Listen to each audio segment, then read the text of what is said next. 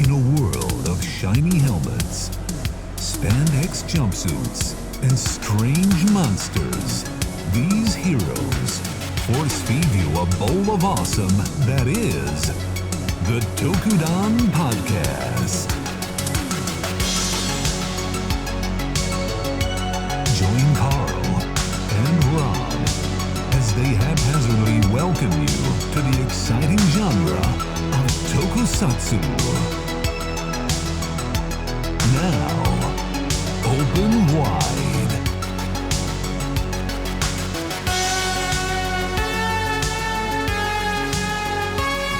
Hello, friends. How we doing? What up, guys? Hi. I'm assuming we're not feeling great, but you know. I mean, we're here. We're fucking here. And that was kind of the whole point. We were like, you know, should we have an episode today? And I thought it was important just to kind of have a space for people to hang out and be positive. And we even brought a friend today, as you guys can see. Yeah, He's welcome. over here. Welcome, friend. There. Welcome. Yeah, there. Please What up, introduce yourself, friend.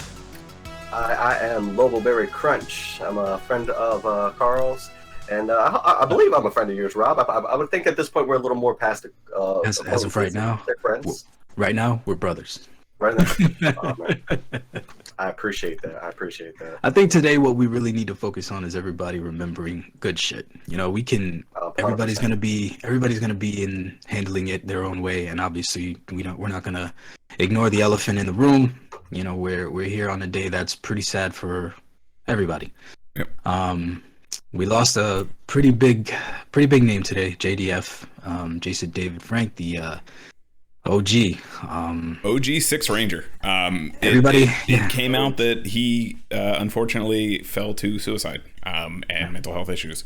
And I just wanted to say out the gate that if you are struggling, please reach out to 988. That is the suicide hotline. They are always willing to just talk. It doesn't even have to be you're looking to hurt yourself. There will always be someone there to help you. Please reach out to that. And in general, just take care of yourselves, guys. You know, tell your loved ones you love them. Tell your friends you love them. Just check in on each other. That's all. Take care of each other. It's important. It's important. I love you, Carl. Love you guys I love too. you, Rob. I love you too, guys. You So I mean, fucks. we all have our own personal, you know, remembrances, and you know, before we started, we were just speaking about, you know, some of the things that I've noticed that, you know, I didn't have I didn't grow up with the Green Ranger like everybody else did. I kind of just got the beginning of it. Yep.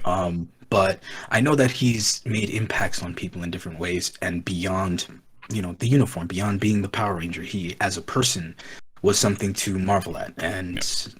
This is kind of where I'm going to turn over to you so that you could tell us some of your stories. Yeah. Real quick, Peacemaker in the chat saying he only has hugs and a couple of shoulders to offer. Hey, man, that's all it needs. That's all it needs to be. That's it, brother. That's all That's it is. all. You know, we're here today for positive vibes for the universe. For you guys, anyone who just kind of needs a place to hang out, have some fun, be positive for a little bit, because this is hard and harder on different people, you know, at varying levels. So that's really what it is. Josh, tell us one of your favorite stories of JDF. All right, so I told this actually to Carl like years ago. So I actually trained at one of the dojos that he trained at very early on. So this was back when I was like, I think like 22, 23 years old. I had gotten word that he was actually going to be at my old studio. And now, just full disclaimer, I am not a martial artist. This was like when I was a kid. Like, mom found that I had to do something after school, so I did what every other kid wanted to do when they were a kid. I wanted to be a Power Ranger, but not a Power Ranger, so I learned martial arts. Yeah. So I went down. I still want to be a Power Ranger, by the way. I still would very much like to be a Power Ranger. Listen, blue and purples are my favorite colors, but I will rock the green for my man. I'm telling you, I bro. will gladly be a new Green Ranger. You know? But so I ended up driving, like, full disclaimer, I live like up in Pennsylvania, so he was like deep in Delaware where he was going to be at. So I drove like mad quick. I called my old instructor, and I was like, "Hey man, is it true? Is it true he's going to be there? Is this real or is this a joke?" And he was like, "No, yeah, he's going to be here." I'm like, "When?" And he's like, "Why?" I'm like, "Because I'm you know why. You know why. You know why. Because I'm about to kick down your damn door. That's why. Don't ask dumb questions you know the answer to. You know why I'm here. But Tatsumaki my way into your room just so he would laugh at me if I tried. I couldn't do a high jump kick to save my life. So he was like, be here 3 hours early before the meet and greet. Yes, I'll let you see him. I was like, yes. So I drove down. I had a green hat, a green shirt, like fully all ready. Like I was like, oh my god, I'm gonna meet JDF. I'm gonna JDF. I'm so excited. So I arrived at the studio. They didn't even have the signs up yet because they were trying to keep it, I guess, on the hush hush at the same time because it was supposed to be like a private practice. Like he was just doing like a demonstration. Then he was going to talk to the kids, and then he was, if anybody wanted like signatures and stuff like that, he was going to do it afterwards. So went there, ran up the stairs and got into the office, and I was like, hey everybody, is he here? And I saw his daughter and his wife were there, and not JDF, my teachers, and they were like, he's not here yet. If you want, you can actually go up into the office and wait there. I was like, all right, cool. So I ran up into the office. Now I was known as like the delinquent kid of the group because I went to a very bougie martial arts school. And I was a very ghetto kid. Cobra Kai. He went to Cobra Kai. I went to Cobra Kai. So I go in. When I tell you this was it was literally meeting your idol in like the best way possible. There was my grandmaster's desk, and I was just like, "Hey, what's up, man? It's me. I'm here." And he's sitting in his chair, but the chair's facing the window. So he does the slow turnaround, and there's the reveal, JDF. And he's like, hey, man, he's not here yet. He hasn't gotten here yet. But what's going on, brother? What can I do for you? And I'm like, trying my hardest not to have a heart attack. I'm like, in my head, I hear the Go Green Ranger Go theme in my head playing right now. Everybody, that's and I was like, oh my god. So he was all like, are you okay, man? Are you good? do you need like water or something like that? I'm like, oh no, I'm good. I was like, I'm sorry, I just didn't expect. I wasn't ready. No, I don't think that soon. So then we ended up like just. Are you allowed to curse on here? I'm just want to try to. Okay, you fucking curse all the time. I know you. I think I remember you do, but be polite. I'm a guest. It's safe to assume I curse. To be fair, I don't know. You might have cleaned up your attitude a little bit. Not even slightly. Not even slightly. That is hilarious. Oh my god. So, like a fucking sailor. All right. So we're shooting the shit and everything. He asked me. He's like, oh well. He's like, so you were a student here? I'm like, oh yeah. Like we had like little class pictures on the wall. So I went and pointed out mine. I was like, hey, look, there's me right there. He goes, go down like a couple more. I'm like, a little more. There you go. There he is. He's on the wall. No shit. And I was like, oh my god, you trained here? Dude, I didn't know that. He's all like, that means we're Dojo Bros. No. Dojo Bros. Oh my god. I'm a Dojo Bro with JDF. That's so great. I shared like, we were just talking about the fact that I was like, dude, when I was a kid, I didn't I loved Power Rangers. But and this is no disrespect to any of the original 5 Rangers, I just didn't have a favorite for so long. Like, I loved them all, but it was hard for me to pick one. I mean, granted, everyone thought I would just pick the Blue Ranger because, it was either blue or red for most kids. Right. But, I was like, I just never picked one. And then he showed up on the screen, and then I was like, oh my gosh, he's so cool. He's got like the little flute dagger, and then he summons a dragon that basically is teenagers. Exactly. He's such a dick. I think that's what made me like him more. I was like, he just beat the hell out of all the Rangers by himself. This man soloed every Ranger. Man jumped into the Megazord and said, this is my robot now. Really did. Dude, I remember that episode. That thing was lit. I was like, oh my god, he's just soloing them. He said, look at me. I am the captain now. And that's like the fucking foreshadowing for the entire show. Like, he just becomes the leader of the team at that point. Yeah, you're right. He really does. He becomes the leader of Power Rangers at that point. Let's be honest here. He is the franchise. Yeah. He is. Let's be real here. So yeah, he told me like later on, he was like, oh man, well after we got done like gossiping, talking, and everything like that, our old teacher shows up and he's like, oh, I'm glad you guys hit it off so well. He's like, but you got to get ready. So they invited me. I was able to stay for the performance. Actually, a couple of my other friends ended up joining us later down the line, and we got a bunch of stuff signed. Now this to me was like my favorite part of that whole experience. So I did bring my original Power Ranger Blu-ray, not Blu-ray, my original Power Ranger the movie DVD, and I did want to have him sign it, but then I felt like a scumbag asking for it just because of the fact that I was like, oh man, you know what? I just met him too, and I technically didn't bring any real money with me to have him pay for this, and I paid for like 2 autographs because all his stuff doesn't go to him. He's like various charities that he was giving money to, which was awesome. Wow. Yeah, dude, he like picks something and just goes, all right, cool. All the money just goes, yeah, there you go. Nice. So he's such a great guy about that. And his wife was, she was very much on his case about like making sure he stayed in line because she was like, hurry up, come on. So I got in line. It was really nice. I paid for 2 autographs, and he just looks at me and goes, which pictures do you like? And I'm like, I'm looking at all the pictures he's got, and it's like 7 different pictures. And I'm like, I don't know, it's really hard. He starts grabbing them, and he's like, 1, 2, 3, like all of them for me. And then he sees the DVD in my hand, and he's like, what's that? I'm like, don't worry about it. He goes, no, give it to me. He takes it, he signs it. I still have it. I'm actually, now I got to get it framed now. Yeah, so nothing happens to that thing. I'm going to get all their autographs framed. I'm probably going to end up putting them on my wall here. He gave me a big hug at the end of it all. I ended up wanting to leave because I knew he had like a lot of other people that needed to sign stuff. But he even sent autographs for one of my roommate. He couldn't make it down. He sent me autographs to go give him, which was super awesome of him. He didn't have to do that. And I mean, I've got other stories, but yeah, that was like the biggest one. Like my introduction to him as a person showed like this guy was literally a hero. He was quite literally a Power Ranger, and I loved every moment of it.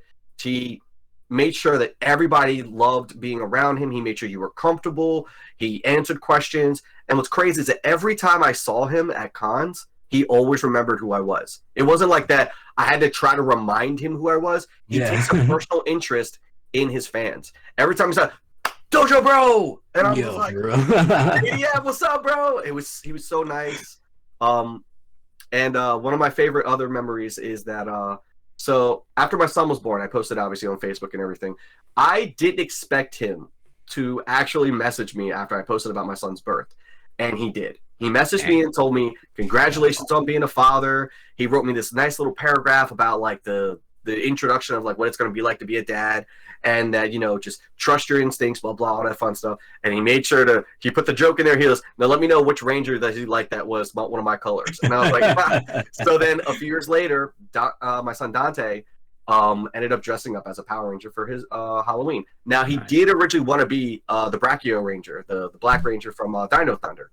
We could not find the costume no matter where we looked. That's fair. So we ended up defaulting to the one that we were just talking about off stream, the new Power Rangers on Netflix. Dino Fury. Yeah. Dino Fury. Yeah. He was the Gold Ranger. Okay. And I sent a joke picture to JDF on Facebook Messenger, and I was just like, hey, dude, sorry, we couldn't find the black Dino Ranger costume, but hey, he's still a Power Ranger. He goes, I feel like I should be mad, but I'm not. And I was like, he's like, at least. He's like, here's my question. Does he have a Dragon Zord toy? And then in the corner of the picture, I'm like, look down. He's like, oh, he does. All right, cool. You're done. You're raising him fine. You're good. Absolutely, man. That's amazing. He's such a great guy, dude. I'm gonna miss like going to cons is gonna be weird for me because I'm used to like sneaking off and like trying to meet him on one of his breaks and just saying what up. Or sometimes I'll go up to the tables and I mean I'll pay to see him, but sometimes he'll try to be like, no, you're fam. Come on, come say hi. Such a great guy, man. It's a marvel to see. You know what I'm saying? Like I'm all day I've been seeing the posts and seeing the people expressing their examples of when they met him. Like, he just came up to me, gave me a hug, and said, hey, how you doing? You know what I mean? It's that kind of magnanimity that it's like when we lose somebody like that in this industry, who else do we have that would be as impactful as this guy? You know what I mean? He generated this legacy over a career that has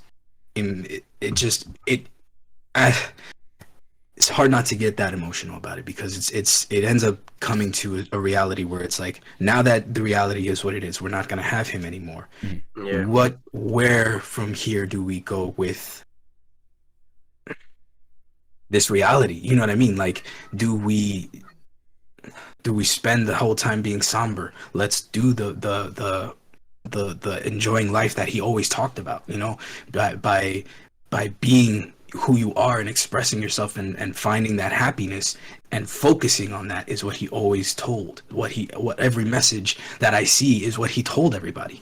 You know, find the happiness and chase it and go for it and become it. And man, like, the sadness of today feels so awash with this knowledge that this dude is as amazing as we hoped he was. You know, everybody has baggage, everybody has the downsides, nobody is perfect, you guys, of course. So don't try to have somebody hang on the stuff that you see as negative, when if their overall impact in this industry, in the hearts and lives that he's touched, has been positive, you know. Man, I'm sorry. This is hard to not be this bummed out about. And trust me, I cried this morning. I didn't want to believe it. I thought it was I saw somebody posted that originally, like, some of the news started on Twitter. And I mean, right now Twitter is a cesspool of nonsense. Right? Yeah. So my first reaction was like, "Oh yeah, that's not a thing." But then I remember that the same thing happened to Kevin Conroy. You're right. Yeah. Batman. It was the same thing. So I was like, "Oh, please tell me this isn't real," because obviously this one, like, that was our Batman when growing up. For me, that was my Batman. That will always be Batman's voice to me. And like, I'm sitting there thinking, I'm like, oh, please don't let this be a second time. Like, I don't want to deal with this already, like, after that one. And then, sure enough, it was. And as soon as I found out the news was real, like, I just laid in my bed and I bawled my eyes out, dude. It hurt. I just posted the picture, actually, in the Discord when I met him. Young me with that man. I tried to ask him if he would let me wear the helmet. He told me he wouldn't. He wouldn't let me wear the helmet because he told me that if Saban had seen him take a picture with a fan wearing the helmet, he would have gotten in trouble. Right. But he did let me put it on after we took the picture. He's like, "Go ahead, you can pop it on real quick." And I was like, "Oh my god, I feel the power." You know, next thing I wanted to do was like, you know, like, it was so cool. That's one of the things that popped in my head. It's like, when I was growing up, there was no Power Ranger play without making that noise. Exactly. Like, you weren't doing Power Rangers if you weren't Tommy. Oh, Like, you weren't, man. And then it was the Ninjetti corkscrew kick that became every one-liner in that movie.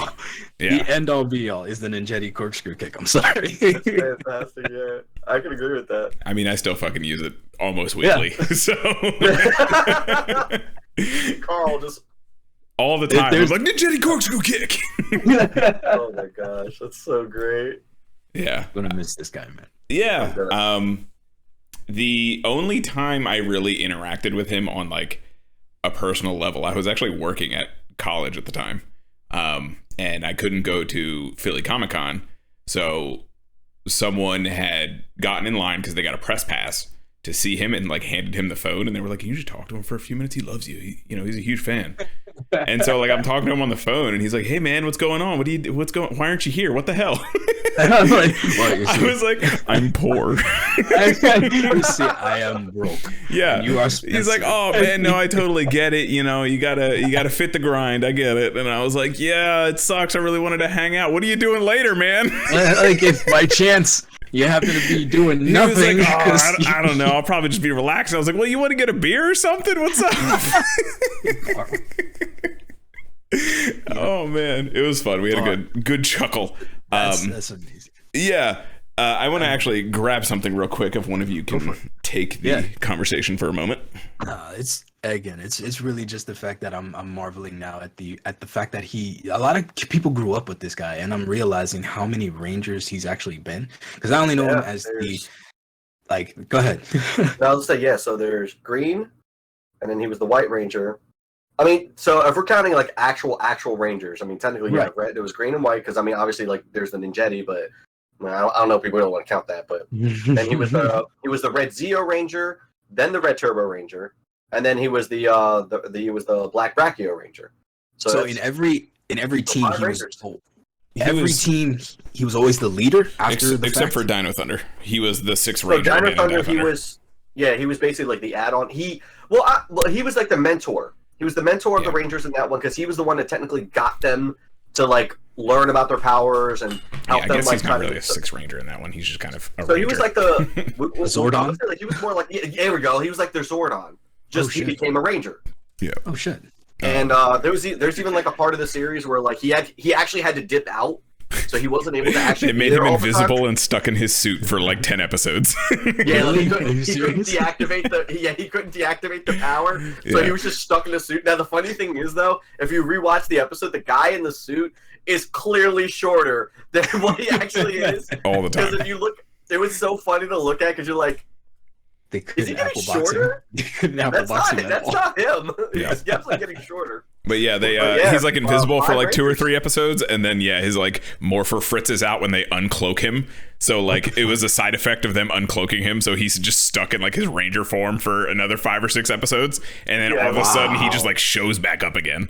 What the fuck? He also had to wear long sleeves the entire time because at that point he had all of his sleeve tattoos. That's why he always had the jacket on. Yeah, he always had the jacket and the long sleeves at that point whenever he showed up in like the Legendary series or anything like that. The Forever Red. He always wore the jackets, and then what was it? The other one where he like had all the amass of all the Power Rangers. And that was from Super Mega Force. So. Yeah, he had to actually. He just showed up already in suit. Yeah. So I wanted to grab. Wow. So I talk a lot of shit, but this is one of my favorite pieces of Toku merchandise that I own. This is the black and gold Dragon Zord. And if anyone has been around long enough, and there's 1 or 2 people that still hang around the channel, my old tag used to be Shin Dragon Zord, and this was the Shin Dragon Zord. That's fucking and crazy. Kaiju Carl actually came about because of Josh, by the way, everyone. There's the origin story of that tag. That's his fault. But the Green Ranger has always been my favorite, as much shit as I talk on MMPR and things like that, because we all know it's overplayed at this point in like figures and things. I fucking love the Dragon Zord. I fucking love the Green Ranger suit in general. This is... I literally was at work today for a solid 9 hours. And then I just like, I was like, oh, it's a pretty solid day. Like, it was a little chaotic. And then I look at my phone and I have like 15 texts of like, hey, man. Yeah, man. And I was like, good, come on.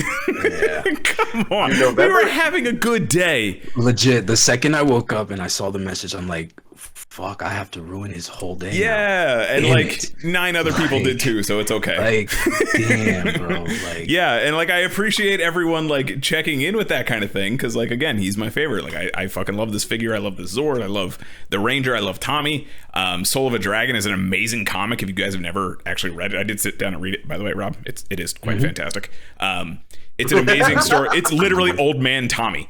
That's what it is. It's fucking great. What? Yeah. This kick lately, bro. I'm telling you, these old man stories are writing themselves. We're just fucking sitting on it. It's so good. It's so fucking good. He goes so he is the master morpher. He goes through all his forms. He's trying to find his kid. His kid is like a double agent for SPD at this point. It's so damn good. Please everyone go check out Soul. So is it actually like in the Power Rangers universe? Yeah, it's canon in the universe. A lot of the Boom comics are canon to the story, sort of, kind of, for the most part. And this one in particular, JDF actually helped write it. And that's awesome. It's old man Tommy looking for his son because he's gone missing. And you find out that he just went AWOL from SPD, which is, if anyone doesn't know, it's Space Patrol Delta. It's one of the series, the later series. It's the last one Disney did, I believe, before they switched over to, I don't remember where they went after that. I believe it was the last one, either that or Magic Force was, or Mystic Force. But it's that's when JetX took it over, I think. JetX, maybe that's what it was. Yeah, it was JetX here. So, his son is AWOL from SPD. Tommy's old as shit. And he's trying to go find his kid and find out what happened. And he pretty much only has like one morph left of each of the power coins because they're all fractured and broken and things like the morpher's broken. So he really only can transform into each form one time through the entire comic. So he just round robin through all of them throughout the entire comic. And it is just a beautiful send off to the character. And it's so cool.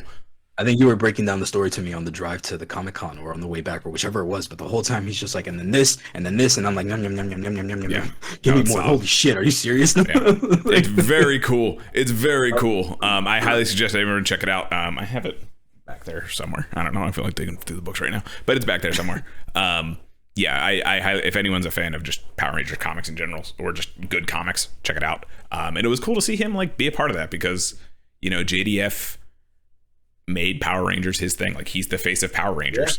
Yeah. And you know, admittedly, I've talked my shit on him over the years, but like Power Rangers wouldn't be what it is without him. You know what I mean? Right. Like it literally wouldn't be. It would be a know nothing show. And then this man shows up in 94, 93 and fucking the show blows the hell up, you know? And I mean, I'm not saying that it wouldn't have blown up at some point, but like, I feel like when the Sixth Ranger showed up, that's when every kid's like brain clicked on, the light bulb went on and everyone went, oh fuck. Yeah.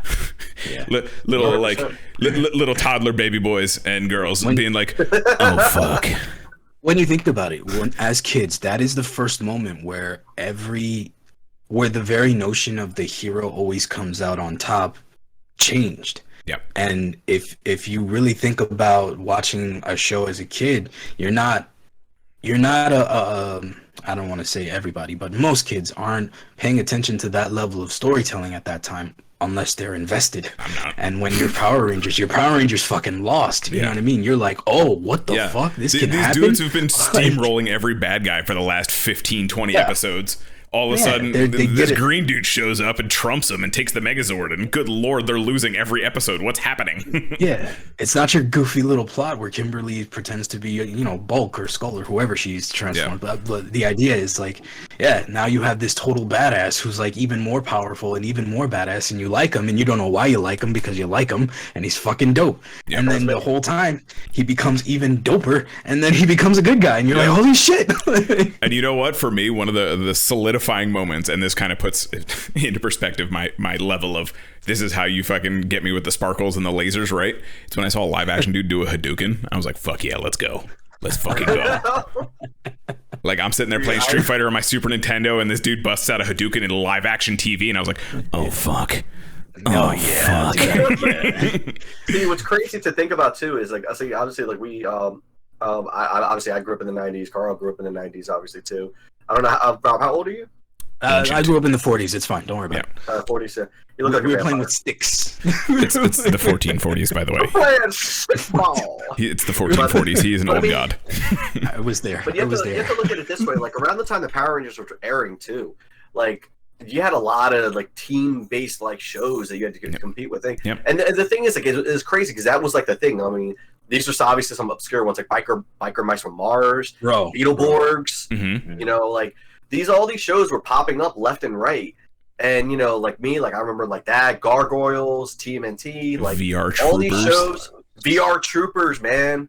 We checked out VR Troopers a couple last year or the year before, and it's fucking. It was definitely their first attempt at that kind of show. That's for sure.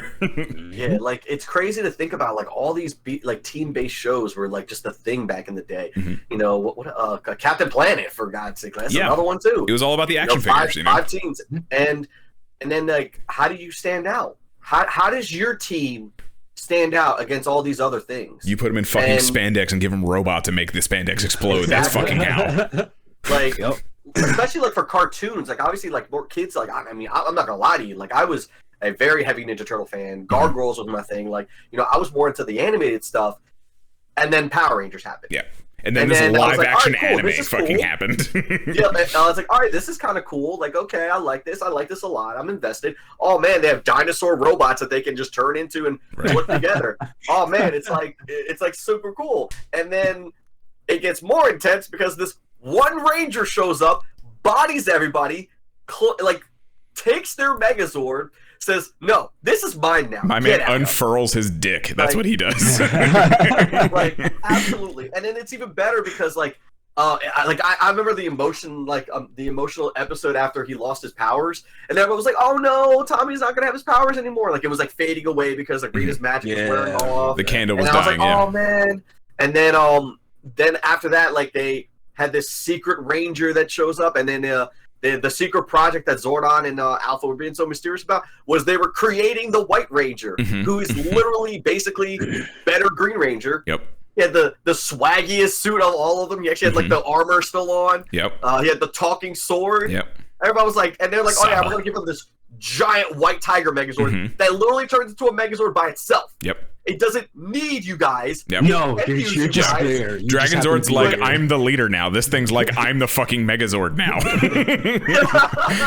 Like, I was just like, and it's just like, it continued. Like, the fact that he just continued to be the leader, like, obviously we saw some Rangers swap out. You know, we saw Walter Jones step down as Zach, and then we had Johnny Young Bosch step in as the new Black Ranger. Yep. I feel bad. I can never remember her name, but the girl who plays Trini. It's Trini. No, not Trini. I don't remember. No. The Pink Ranger girl. The girl who it's Cat. The character is Cat. Yeah. Sheila, who is a literal cat, by the way. Amy Jo Johnson stepped down, and then you have her jump into the role. Austin St. Joan left as the Red Ranger. Then we got the guy who played Rocky. Yep. So like we saw all these changes in the Rangers, but JDF still stayed. Yep. And he was our Ranger for Mighty Morphin, and then went to Zeo, which Zeo was my personal favorite. I love Zeo. Zeo's amazing. Zeo, dude, that theme song still hits, bro. Yes, it does. It slaps, some would say. It slaps, if you will. Perfect hit. Dude, I love it. I still listen to it. Rob, do you want to tell the story? All right, so just we don't mean to laugh, but there's an inside joke there where we were drunk. I was waiting in line. He comes up in front of me and he goes, "CEO," and slaps both my cheeks with both hands. I had no defense. I was very I drunk. did the fucking morph and everything. CEO! That's fantastic. And I had no response. I was so amazed and drunk. This was in the middle of a Wendy's, by the way. We were standing in line at Wendy's. It's like, what just happened? That's great. Did I just? Oh, that's you know what? fantastic. I'm gonna let it go. That's fine. You win. You son of a bitch. I mean, So Zeo slapped me. the Zeo slap. But yeah, like that was just a way to show. It's like he kept that franchise going for as long as it did, and he was a Ranger. He was the leader of the Rangers all the way up until what? Turbo. Turbo, yeah. And then he stepped down there. Like I want to say it was like mid part of the series. About halfway through the season, the whole team switches out. All the Rangers leave, and then they kind of pass down to who would eventually become the In Space Rangers as well. But you know, the whole Turbo team switches over. So yeah, I was looking at it. He put the audition out for Tommy. He was only 17. Yeah. Holy shit. Yeah. He also trained Rangers too. After he actually retired from being a Ranger on scene, he actually he used to run a Power Ranger boot camp where he would actually train some of the newer Rangers. Yep. He also helped a lot of, especially the older guys, like his original team, like Steve Cardenas, Steve, the Red Ranger that took over after Jason Austin. You know, he just posted on Instagram that, you know, JDF was the one who showed him how to get into like conventions and things like that, and was the one who showed him the ropes of like life after Power Rangers, essentially, and just connecting with fans. So I think that's really cool that he like not only was very forward with the Power Rangers thing and kept it pushing even when there was a lot of like, let's call it the dark age of Power Rangers, I guess, because I feel like for the mass audience there was kind of it fell out of the limelight for a while, for a very long time, and I would argue until Dino Fury it maybe never really got back to that, from, you know, as an observer looking out, because again, I'm not the most schooled in Power Rangers. I haven't really watched a season since SPD. So no, but honestly, that's what I'm talking about when it comes to me, Carl. Like I fell off just as the Zeo Rangers started becoming a thing, and I just really in genuine started watching Dino Fury. You know what I mean? So I'm literally coming back after all these years and seeing the change and seeing the expanse, and then remembering that, bro, they brought in Zed. You know what I mean? Like they brought Lord Zed into Dino Fury, and I'm watching, remembering when that fucker came in, and I'm like, oh my god, he's still a problem. Yeah, I mean they nerfed him, but apparently he's still a problem. My point is, that he shows up.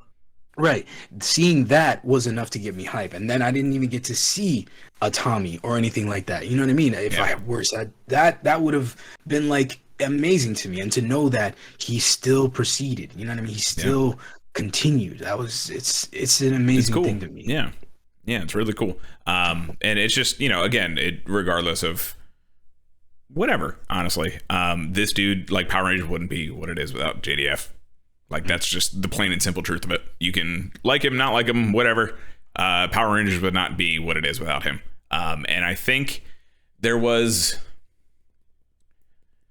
I don't know if it was the 2017 movie or something like that, or maybe they were just trying to do another movie. But he was pretty integral to getting some kind of reboot type thing going. I don't know if that was the Netflix show they keep talking about or whatever it was. They were about to after they canned that the second movie wasn't happening for the reboot, he went full on, like, saying, like, we need to do a reboot. If you're gonna kill it, if you don't want to do the second movie, then fine, let's redo the whole thing again. Yeah.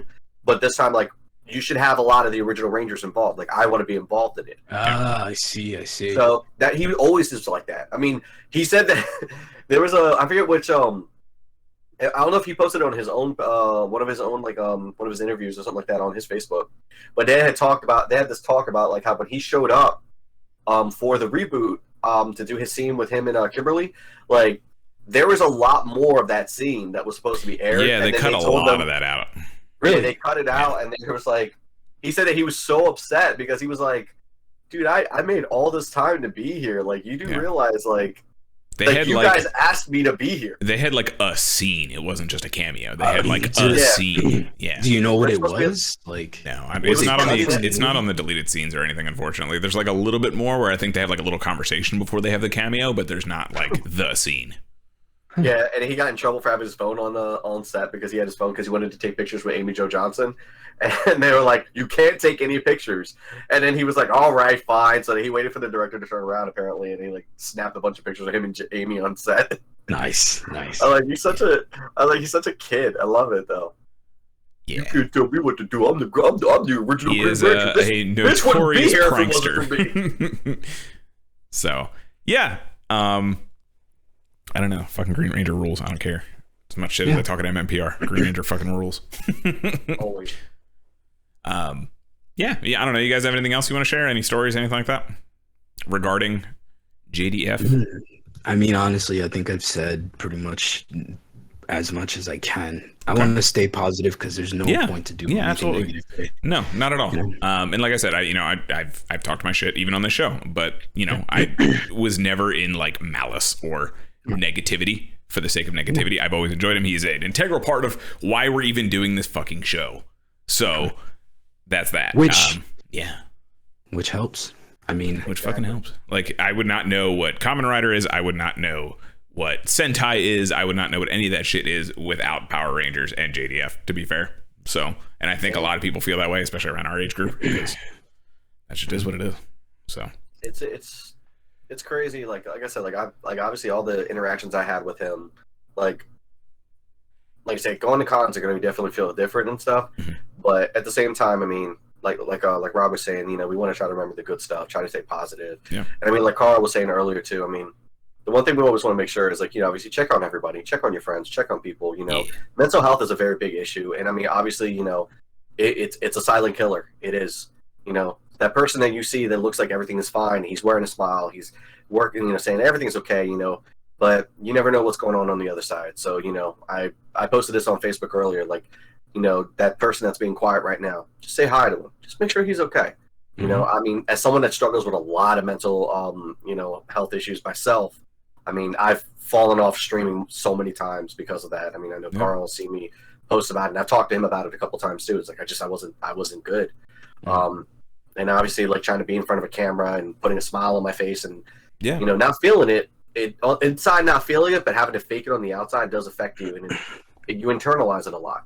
Mm-hmm. So, I'm thankful to, obviously, Carl. I mean, he checks on me every once in a while. I try to do my best to check on him every once in a while too. Check on your friends. Be there for him. You never know. It doesn't matter if you're a Power Ranger or not. Everybody needs somebody to make sure that they're okay. Let's all love each other. Be there for each other. We're only going to get through all this if we do it together. Yeah. And on that note, I would like to actually do our hero spotlight right now and call out JDF and then all of you motherfuckers. I love you. Mm-hmm. You're a hero. Love you guys. Thanks for hanging out. Thanks for being part of all of this in general. Appreciate you guys. It kind of, let's let me tie this real quick to our main subject here, because there's all this talk of Power Rangers. Transitions. I need we gotta move on. I'm so depressed. I'm so depressed. So palate cleanser. Let's fucking don't even worry about the transition. I don't give a fuck about the transition right now. Palate cleanser. No, check it out. So we're giving all this credit to JDF to bring in the Power Rangers. And it's kind of funny because this movie that we're gonna cover today is Power Rangers without the Sentai suits. You mean Virtue Sentai Kangaroo Man? Is that what you're talking? Sentai Kangaroo Man. You like that? I fucking took an hour to think of that. The worst part is I believe that. Rue Ranger. Rue Ranger. I'm telling you. All right. So, the reason you guys originally heard about what we were doing today is we're gonna cover the Warriors of Virtue, and this is one of those movies. And I think I was saying earlier that you love it or you hate it, but it's awesome. And I fucking love this movie. You love this movie because this was one of those movies that when it came out, I feel the same level of joy watching it 30, 20 years later. Yes, you know what I mean? Like, absolutely. I'm so glad you said that. I'm like, I was so hyped. I'm like, okay, I know that this movie is what it is, because now that I know, and I didn't know any of this backstory shit, I knew. This is why I love what we do, bro. Because when I revisit these movies again, I'm like, okay, I remember the spectacle. What happened behind the scenes? You know, like I always like to go and find out who the directors was, all that bullshit. And learning all this shit now I see where the glimmers of genius were in this, that I remember it so well. Because if this was done by any other team, any other fucking movie, this would have been a shit show. This would have been Barney with Kung Fu. You know what I mean? Legit, it is 2 beats away from being the most PG washed away thing ever. But listen, fucking Virtue Sentai Kangaroo Man. Honestly, I don't think I would have liked this movie as a child if it hadn't had the like Power Ranger seed planted in my brain. Because like they're color coded, they're a team of 5, they're fighting an evil dude, and they're trying to not really gather their medallions, but they got 5 fucking power coins essentially. So Josh, do you know they're anything a about this movie? Sentai, whether they like it or fucking not. I feel like it sounds familiar to me. If you watch a trailer, you might actually recognize it. All right, I dropped the trailer in the Discord. Yep, hold on. So I'm gonna drop a couple things in the Discord here. I'm gonna put over. Yeah, let me see. I'm gonna put. You definitely know the director. I can tell you that for free. Oh yeah. Definitely know the director.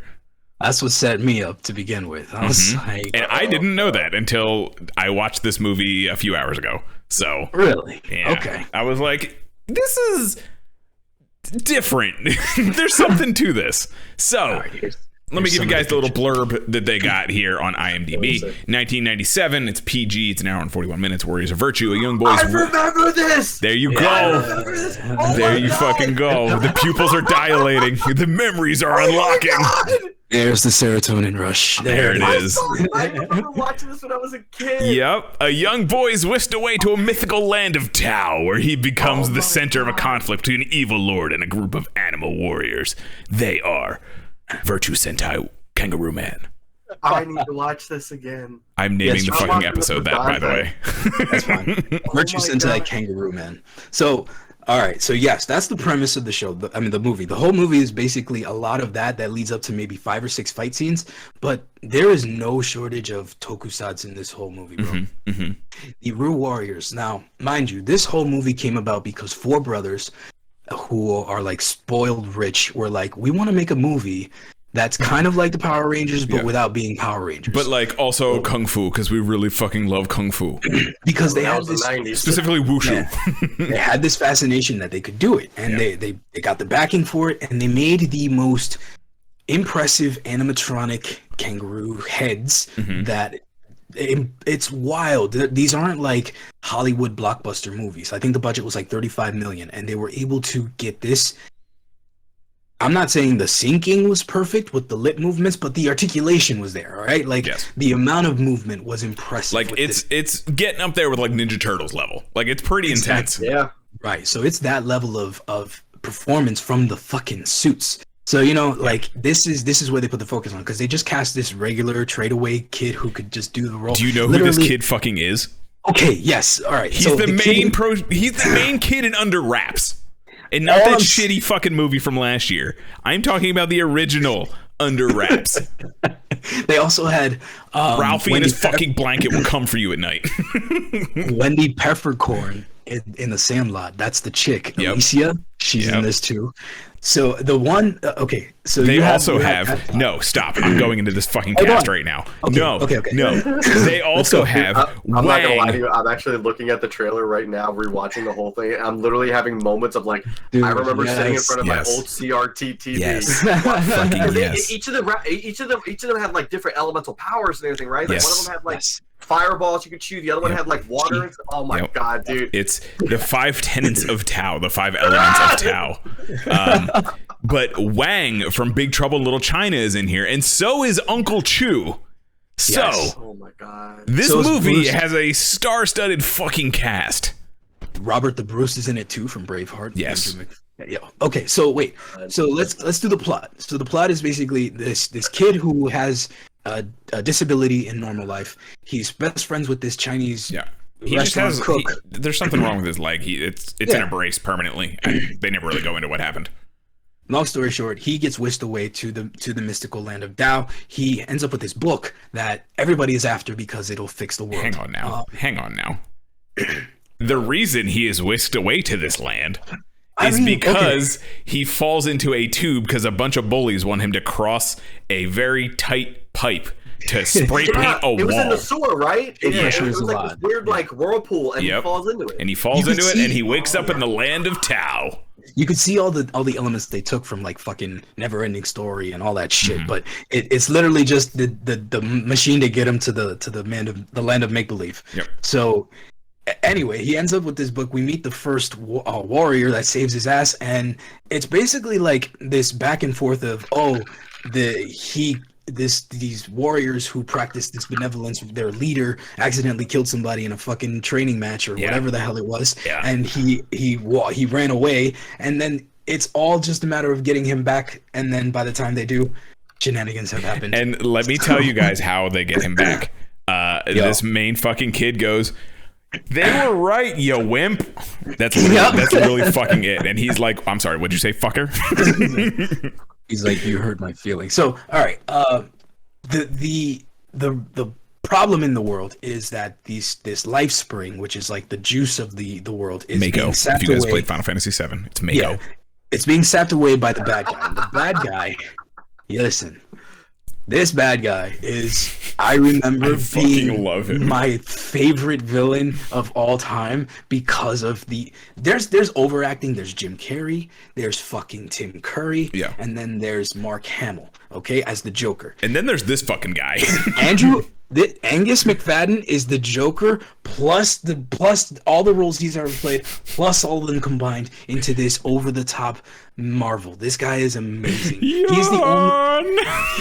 Everything is so flowy. It's literally like if you could say that it's a Jack Sparrow Genesis. It's 97 Jack Sparrow. That's exactly what it is. Yes, he is a rock star in every form. So he's a bad guy that's been sapping the life force called Zubrium from the life springs all over the world, and it keeps him young and forever. But they're running out, so he's all of a sudden under pressure when suddenly this newcomer comes, and there's a prophecy that when this new guy comes, he's gonna have the means to escape the world. And now that the dude's like, well, I'm almost out of my life juice, so I need to find a way to get the fuck out of here. Yep. There's that book. Give me that book. So that's the whole shebang, okay? Yep. Give me the book. I don't have the book. Who's got the book? He gets the book from Wang from Big Trouble in Little China, and Wang does kung fu to cook Chinese food, by the way. This is why I fucking love this movie. Yes. That's how I always imagined myself in the kitchen, and now that I work there, I don't do kung fu when I cook. I just sweat and cry. That's all that fucking happens. But I want to do kung fu while I cook. So there's that, and it's a whole lot of like nonsense scenes where it's manufactured drama, but the overacting. There's a scene where he gets kidnapped by the bad guys, right? The main guy, Ryan Jeffers, he gets kidnapped by the bad guys, taken to the lair. And the whole time he's like, What do I do? I gotta get out of here. And then the main dude, he's like, read the book.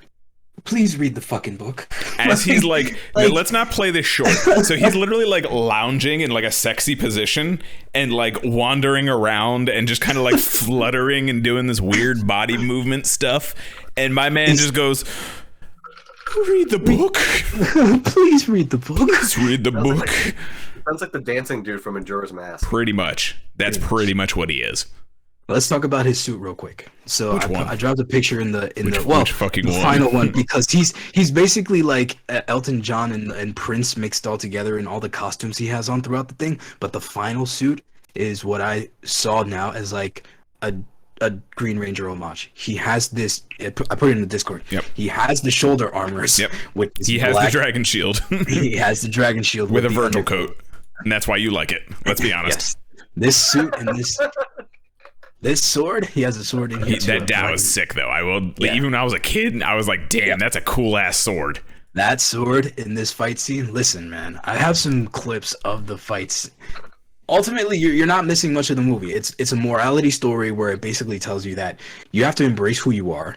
Ryan is always messed up because he's smart enough to solve like the football players play. He can figure out how to win the game, but he can't physically play himself, and he beats himself up for it. So when he goes to this world, it's like, hey, you might not be able to do it, but it doesn't matter. You are who you are, and you're good enough. Yep. And that's like how he ends up figuring out the truth of how to beat the bad guy is when you do bad things happen to you. So the bad guy who continues to do bad things is always going to have bad things happen to him.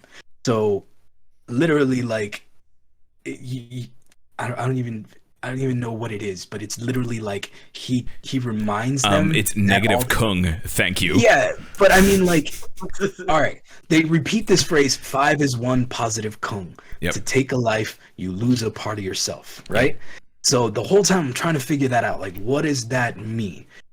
Ultimately, it just means working together is better than being on your own. No, that is not what it fucking means. It means hold your fucking medallion in the air and create a space butthole, and we'll suck the energy out of him and make him explode. Fair. That's what it fucking means. There's no working together. It's let our powers combine, and instead of Captain Planet, they rip a hole in the universe. with your power points combined. That's exactly what it is. Hole.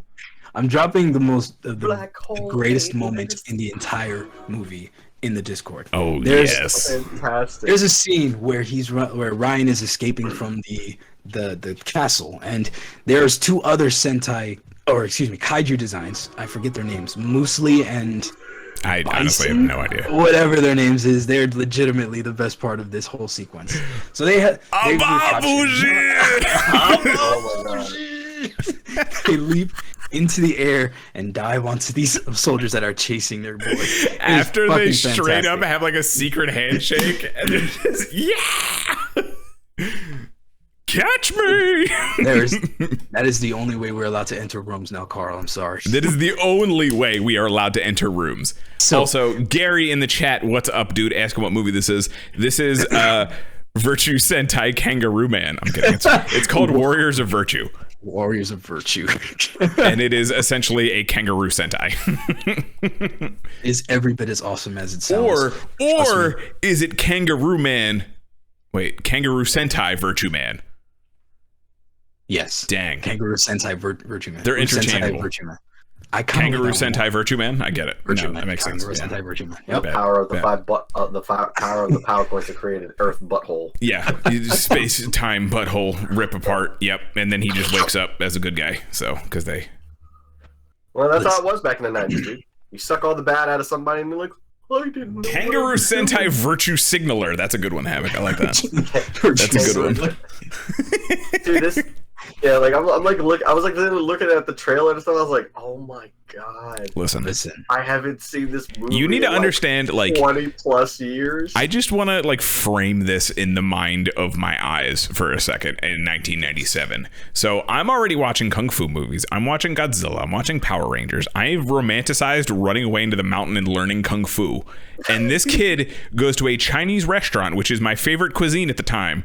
and learns how to be a kung fu master with a bunch of kangaroos in a mythical forest thanks to the guy who's doing kung fu and cooking. I loved this fucking movie as a child. I rented it all the time from Blockbuster. I know you guys don't know what renting is anymore, but that was a thing we did. Blockbuster or fucking Hollywood Video. You can technically still rent movies on Amazon. You can. Relax. But you don't know what it's like to fucking kick in that door and be like, I'm here for fucking Warriors of Virtue, motherfuckers. Running around the aisles, palming children out of your way. Excuse me. Little Tommy's trying to get Legend of Zelda Ocarina of Time, and I'm like, give me fucking Warriors of Virtue, man. Dude, I remember when I was a kid, I was so this is more back when before I owned the Power Rangers movies on VHS. I remember having to go to Blockbuster to actually go get the VHSs, and they were like, if they had the box on the front of the thing, and you had to get they had to have the tape rental box behind it. If it didn't have it, you couldn't get it. Yes, and right. I remember seeing that movie one day, and that's how I ended up getting it. That's how I watched it because they didn't have Power Rangers, so my mom was like, close enough. Oh, what? There's 5 of them. They have really bright colors on, and they have superpowers. Clearly, it's the same thing. Same thing. Kangaroo people. Regular teenagers. Come on. Same fucking thing. I remember throwing a fit, being like, "Mom, it's not Power Rangers. It's not it." God. And then I watched it, and I was like, "Yo, that was dope." This movie's Mom, what's Power Rangers? I don't want Power Rangers. I just want Warriors of Virtue too. There was a secret part of me that as a kid that wanted to have a crossover of them and Power Rangers because they had they had Ninja Turtles crossover and stuff like that. Yep. So I was like, dude, I would love to see the 5 kangaroos against the 5 Power Rangers. Real quick, just to Gary, this movie's fucking amazing. You should go watch it. It's free on YouTube, by the way, if anyone wants to watch it. It is totally 100% legitimate and free on YouTube. It is an official YouTube movie for free. So I just want to go through the actual warriors here. And Yun, the warrior of water and virtue of benevolence. He is the one who accidentally murdered someone, and he has a really cool glowy sword that just kind of glows, and then at one point it blows its load and fucking blows Komodo away. I'm dropping a couple clips into the Discord. Cool. I tried to get a couple, at least clips of them fighting, because the one thing when you go through this final fight scene with all of them. Yes. Oh my god. So we have Yun, the warrior of water. We have Yi, the warrior of metal, which is actually how this movie even happened this week, because we were talking about it last week. If anyone had no idea what the fuck we were talking about, this is it. So it's Yi, the warrior of metal, who uses a metal hula hoop and does not talk, by the way, because he sees everything as black and white, and he was sick of people's bullshit. So he just is like, I'm not talking. Nah, I'm good. That's literally it. That is the reason he does not talk. So then we have Lai, who is always my favorite because he is the warrior of wood, the virtue of order, and uses a fucking staff. That's why he was my favorite. And he was a grumpy old man. Even as a 7-year-old, I was like, that's my future. That's my fucking future. Yeah. I will vouch for him. He is not wrong. I can be a grumpy old man very quickly. And then we have... who's boxing now. Yeah, right. Yeah. I'm not as grumpy when I'm boxing. It's fine. Because you get to smash the thing. Exactly. I get to Hulk smash the thing. It helps, okay? And then Rob's admitted personal favorite, the warrior of fire and virtue of wisdom. Let's clarify. They use high wisdom. Yes. Because he's kind of dumb. And he has the Dr. Claw thing going on too. He has the raspiest voice. Yeah, he's like, I'm Chi. You have, speaking of voices, so to further expand my nerding of this, because this does have a lot of the familiar voices that I was used to listening to during the 90s. And I don't know if you're a big voiceover artist fan, but Scott McNeil is one of the biggest names of all time, and he was Yun. And the reason why I remember it so much is because that was the voice of Piccolo in my Saturday and every morning Dragon Ball binge. So... Wait. Are you talking about the Ocean dub? Yes. Ocean dub. No Ocean dub. Yes. Way! Yes. Ocean dub. Listen, I dropped. Dude, that was my favorite Piccolo voice. In that in the movie when I first heard it, I picked up on it and I knew that's who it was. Because they used this particular Piccolo scream in this movie at least 8 times, 10 times. It's probably the same clip too. It is the exact same Scott McNeil clip where he's screaming at his ass. The first clip that I dropped in the Discord has the scream in it. And the reason I remember it so much specifically is because the villain, who is Angus McFadden, who does not sound like Scott McNeil, screams like Scott McNeil every time he does a guttural, visceral scream. So, yeah. Oh my god, that just made me want to watch this movie even more now. It's so fucking good. It's so fucking good. So let me go over it real quick. So the director of this movie is Ronnie Yu. Oh, you're just you're just not even gonna let me mention the chick. It's Shun. Oh my god. I didn't even mention Shun. Excuse me. All right. Yes. While you do that, let me justify that. Go ahead. Yes. Shun, the warrior of earth and virtue of loyalty, and she's kind of a badass. And she just uses, I think it was like a wooden sword. I think that's really what it is. Yeah. Listen, I'm just dropping the clip of her right now in the thing. This is where she throws the flower petals. No, this is where she's fighting the main guy. Bro, this choreography. Watch this shit, man. Oh, it's so good. They got tail whips and shit in there. It's so cool. And this is straight sword fighting. You know what I mean? They're not on wires. This is just like them well, they are on wires, but it's not like they're doing the dumb spins and shit. It's wuxia. So it's very much like crazy wire fu kind of thing, but it's actual kung fu is what it is. So it's clean for the suits that they're fighting in, man. Yeah. So, all right. So, yeah, you have all that. And that, I'm sorry. I didn't mean to take away from her because she is the reason why I saved that clip. Her skills are fucking clean. Yeah. And obviously they do the whole body double with the main villain, but it's not detracting because it's not like they do a little cheat where they film it in kind of like this blur. Yeah. So there's a lot of like awkward slow motion that is very much like what the fuck is that Chow Yun-Fat movie? Is it Hard Boiled? Is that what it is? The John Woo one. There's a lot of like John Woo slow motion in this, but not as like trying to be artistic. It's just slow motion for slow motion. Right. Well, when you think about it, it's Ronnie Yu. Ronnie Yu, if you know, he did Fearless. He did Saving General Yang. He even did Freddy The Bride with White Hair. The Bride. That's probably where he pulled a lot of this from. Yes. But I mean, so you have a lot of motivations of traditional Chinese filming in this movie that's about an American boy, you know what I mean? So the fighting sequence is more than make up for that because the feeling and the vibe behind them. I mean, look at that last clip, guys. Like that's just a taste of what they do in this whole sequence. That's like 20 minutes of the movie. You know what I mean? Like, and there's a fight scene with him and Yun where I think, hold on, is this it? I think I have a clip. Let me not be proven wrong. The choreography is like surprisingly still fantastic. And I remember as a kid, like this was one of those movies where I was like, this is a fucking kung fu movie. This is fucking hello. Dude, back in the day, these movies were like the shit. Like you have to remember, they didn't have to cheat and add CGI and all that stuff. Any CGI was added that was like it was like the cheesy, corny like. Yeah, there's CGI in this. Like when they do the space butthole at the end of the movie, when they let their powers combine into the space butthole, that is very CG. There's a couple the whirlpools of CGI I think too. Yeah, I wouldn't be surprised. But there's also like, you know, he'll do like these waves of energy. Like they have a Master Splinter type character. His name's Master Chung. And he at one point saves Ryan, the main character, and from Komodo, the bad guy.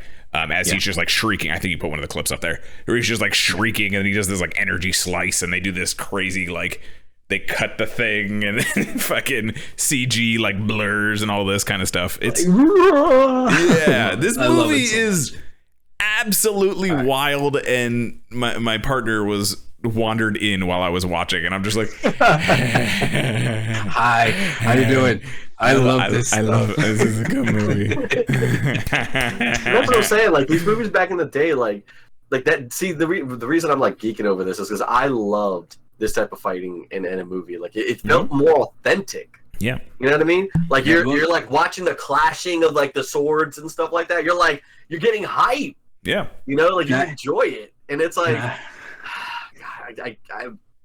I'm watching this. I'm watching this. I got it. Son gets home. I gotta nerd out real quick. So nerd, like, do it. when I saw this movie, obviously it sparked something in me and forever kept it in me. Mm-hmm. This line from Komodo, I'm dropping the clip in the Discord. This line stayed with me so long that combining that with the legacy of Kane gave me a direction for how I write my villains. One line he says to the speechless Yi is, "You still have nothing to say? Then I'll be your voice." And that idea, I'm sorry. that I'm sorry. quote- No, he doesn't just say, "I'll be your voice." He says, "Then I'll be your voice." That performance, that delivery, that quote, everything that has stayed with me since I saw this movie in theaters, guys, like as a kid, and I still worship that movie. I still worship that quote. Sorry. Yeah. It's good. Fuck, like, holy shit! What kind of super anime villain is that? Like, He's so ridiculous. Like Rob was saying, there's ridiculous fucking characters. This dude hams it the fuck up, and I feel like he loves every second of it. And Ronnie was probably like, "Give me more. Give me more. I want more." Too subdued. Yeah. Bring it up another. Bring it up 12 levels, another please. notch. Another. Do it harder. And this man, he fucking brought it every time. He was like, "You got more? I got more. That's cool. Let's do this." We got this, Ronnie. Yeah. And all right, so yeah, like honestly, there's so many more. Doug Jones is actually in this movie too. Doug Jones is the suit actor for Yi, the metal one. So if you don't know who Doug Jones is, he's the one who played Abe Sapien in Hellboy. He went on to play the mermaid dude in The Shape of Water. He's the main. That's Abe Sapien. I don't know if you knew that. Yeah, he plays Abe Sapien twice. It's just It's just Abe Sapien. It's just a prequel. That's all it is. Is that all it is? It's just a prequel. So yeah, so it's the same Abe Sapien. So he gets to play that. So he's that dude in all this. A bunch of like motion capture artists who went on to do a couple other things. The voices alone: Scott McNeil, Doug Parker, Kathleen Barr, Jay. These are all.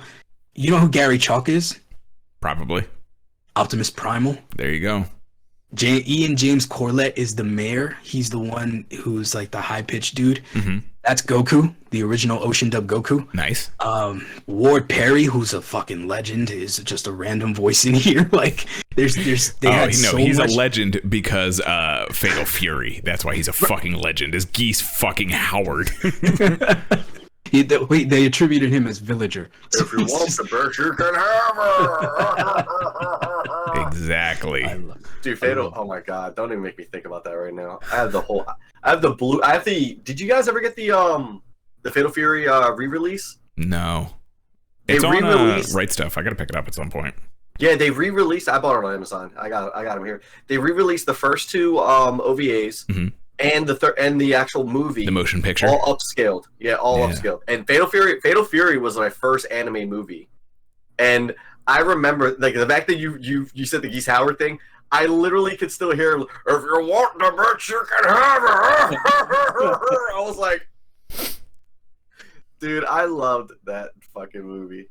I still have them. I have like the original VHSs, and I have the DVD runs. They're so good. Yes. Who did he play? He played Geese Howard. No. In this movie? No, in The Villager. Movie. He plays Villager. Oh, he's just a villager. He's some random anthropomorphic dude in the village. That's all he is. They have one of the most legendary voice actors, and like you can just walla. Yeah, that's fine. Was he the one who was literally wallowing? He was like, because at one point, one dude, speaking of Fatal Fury, one dude just fucking shouts to the wind at one point, and they all gather. He's just, There's one. Isn't there one weird transition where this one random thing is just like yowling? That's what I'm talking about. He's just shouting to the wind, like fucking why? Rick Stroud. He's just shouting to the wind. Some random ass transition. It's like, okay. I did have. I'm dropping here in the Discord. I actually had the Yi toy. I remember now having the Yi action figure. I do remember the action figures. I think they were too expensive back in the day for me to get one, but I do remember them. This was. We didn't have toys. Hey man. A lot of mine came from the dollar store, to be fair. This was what we got because we had like it was one of two. We either had whatever movie we were obsessed about, but the constant was Transformers. Like that was the two things that was we usually the collected one constantly. So Specifically Beast Wars. Beast Wars, I was gonna say. Beast Wars. And then later it turned into like Armada. That was still always my favorite series. Beast Wars is still my favorite series. This picture actually, now that you brought this up, actually shows a lot of their weapons. You can see Yi has this cool like weird crystal lightsaber thing. And then Lai, my boy in the middle, he's got the big stick. It's not even a staff. It's just a fucking stick. It's a stick. It's just a bopping stick. That's all it is. The only one, Chi, in the back there, the fire guy, they don't really show it very well, but it's more of like a ring with a bunch of like ends on it that he just like whips around. That's all it is. He's got like fucking firecrackers on a fucking whip. It's dope, man. And it's cool. And it's like they all fight differently too. There's ones that I dropped it in there, but there's the main guy Yun, he fights Tai Chi. The other guy is straight up Jing Yi. Yeah. The Shun doesn't do any fist fighting, but she's just a straight sword. Yeah. It's just there's so many little things. They at one point in the movie, to showcase that, they have an actual weapon theater like from Soul Calibur 2, where they're introducing them, and they straight up are just doing katas in the fucking open, in their element, of course, and dope. Doing some really cool fucking combos and katas and shit. It's so neat. Oh my god, it was basically a roll call. That's why I got so fucking excited. Yeah, it was basically a roll call. You get all the precious elements of a 90s movie, and if that's your thing, if you miss that kind of shit, this hit the note so perfectly. I'm like, I remember loving this movie. I remember loving the vibe that this movie gives off, and rewatching it and reliving that and fucking all those memories. Just like Josh's expression was perfect. Yeah, it was literally like, oh my god, like I can't believe how amazing this movie used to be. Fuck me. And if I can borrow, it makes it even worse. You're making it worse because you're like, it's so going cool. through the list of all the voice actors, and I was just like, he was the old Goku, he was the old Piccolo, he's Howard, are you kidding me? Like, I'm just like, oh my god, I'm gonna watch this, and like every 90s like thing I've loved is just gonna be in my head at that point. Your cheeks are gonna start flapping from all the fucking 90s warping you're gonna do. It's legit. And I'm gonna have a seizure. To fucking borrow from our friends over at the Toku World Tour podcast, one word I would describe this thing as is fucking unapologetic. Like, I love how unapologetic this movie is, and that is one fucking thing that just always stuck out. Komodo does not care. He hams it the hell up. The Warriors of Virtue go hard, and they're fucking kangaroos, by the way. Well, I mean, they're kangaroos, and the Bang guys called it Komodo, and those are all from Australia. Yeah, so. I think the four brothers are probably from Australia. That's why. That's what I'm saying. It's like also, at some point, they do show the actual LifeSpring Mako thing, and I don't know if you remember, Rob, looking at it. It looks exactly like the mushroom in the Super Mario Brothers movie. Oh yeah. Okay. I always thought they were the same thing when I was a kid. And I thought they were like in the same like Marvel cinematic unit, because every movie when you're a kid is a fucking Marvel cinematic universe. Everything is connected. Yeah. So I thought they were like. I'm not gonna lie, I thought that. I thought they were connected. So yeah, no. At one point there's like, you see the mushroom thing that Komodo is like harvesting to make his little immortal juice, and it's literally just from the live action Super Mario Brothers movie. It looks like the mushroom. And I was like, shit, it still looks like the fucking mushroom. Oh man. I'm only saying this because you might get mad at me for saying this, but yeah, like this movie, Never Ending Story, and Mortal Kombat, I thought were all in the same universe. That's fair. I get it. Because of it's just the way it was shot. They all have that like blue filter on it. It's that camp. It's the camp, guys. It's that lovely 90s camp that we love so much. Yeah, I'm telling you. Probably gonna get this tattoo with me or not? Yeah, hell yeah, fuck yeah. I'm getting fucking Lies medallion on me. Let's go. Actually, I'm just gonna get the sick ass fucking like kanji kangaroo that is the logo. That thing is so dope. They did this cool like brushstroke kanji kind of thing, and then they give it like a tail, and I was like, oh shit, it's a kangaroo. It's badass. Like it's dope. This movie, you will not. if you're in the mood for an enjoyable time, Yeah. this is perfect. If you're gonna come at it and hate the '90s camp, don't watch it. Yeah. No, if you're gonna go into this, like, I'm gonna be honest with you, this movie's fucking terrible. But I So love saying. that this movie's fucking terrible. Even We're when I was saying watching it, that I in was the like, that best doesn't way even make possible. sense. No. Like, how did we get from point A to point B? Who gives a shit? Listen, like you said, he literally comes back after killing somebody because he gets called a wimp. Yep. You know what I mean? Like, it's My like, man's call to action was, "Yo, wimp, what's up?" all right, like, I mean, Pussy. I murdered a guy like on accident. Okay, like, Who you calling Oh my Pinhead? God. Yeah, pretty much. so- Pretty much. but yeah, ultimately, I can't get enough that I think I have never watched the sequel because there is no ruse in it. No. So tell me the story. I watched clips, and from what I can gather, I don't know if so. At some point, the Ruse go to fight some other war, and they are killed. But because there is no death in Tau, their essence is in the medallions. So I don't know if the humans are like powerless Ruse or if they are people who inherited the medallions, so they get their power. I'm not sure which it is, but that's essentially what it is, and it's directed by like one of the writers of the movie. It's not even Ronnie, which obviously. But yeah, so that's kind of the just, idea. like, passed down. Yeah, and Ryan comes back like 16 years later to the land of Tau for whatever reason, and that's kind of how that all starts. So it's an older Ryan coming back and being like, "Hey, where are the Ruse? What's up?" And they're like, "Hey, man, hate to, sorry." So they literally, speaking of Dino Fury, since you guys watched it, Ledger from freaking Dark Knight. yeah. Want to play a game? They fucking in this clip I saw, they're literally, speaking of Dino Fury, they're walking through like a stone forested area of the statues of the Ruse that looks like where all those like dinosaur statues are in Dino Fury. It looks exactly like that, except they're statues of the Ruse. God damn it. So I don't know if they're locked inside the stone. I don't know if the humans are just wearing their medallions. I don't know if like they're humans being like puppeted by the medallions. I don't know what the story is, but there's humans. There's no kangaroos. That would be a lot darker. The one fight scene I saw didn't look awful. That's not okay. There's no way a kangaroo. I didn't want to spend $2.99 to watch 30 minutes of the movie. I will probably watch the movie at some point. I didn't want to. I was trying to find. I was like, "Oh, the first one's free. The second one's probably free because no one watches the second one." No, I'm morbidly curious, to be honest with you. Listen, if you pay the $2.99, I'll watch it with you. What if I come back next week and I'm like, Rob, remember Guyver 2? Listen, hear me out. This is fucking Guyver 2. All they do is Guyver kick each other in this whole movie. It's just a whole movie. It's literally it's as good as Guyver 2 is to Guyver 1, and you're gonna be like, no, I'm gonna fucking die on the hill that Virtue 2 or Virtue 1 is the way better fucking movie. Gosh, and then it's gonna take 7 more years getting this guy to watch that movie. I'm telling you, I spent years trying to get him to watch the second movie, and I blew his mind. So he's not doing that to me. It's gonna be like 7 years. I'll be like, yo, watch the fucking movie. Hear me out. There's 3 of us here. Mm-hmm.